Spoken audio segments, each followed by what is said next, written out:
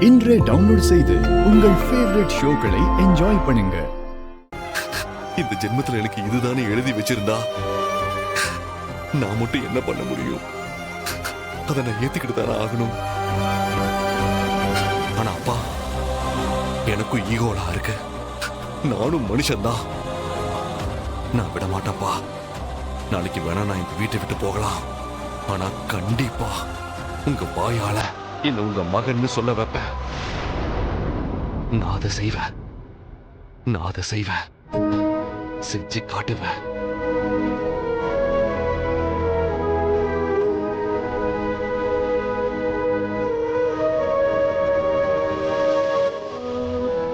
சதிகார கூட்டம் அரங்கேற்றும் ஆட்டம் தடுக்காம போனேனே ஐயா.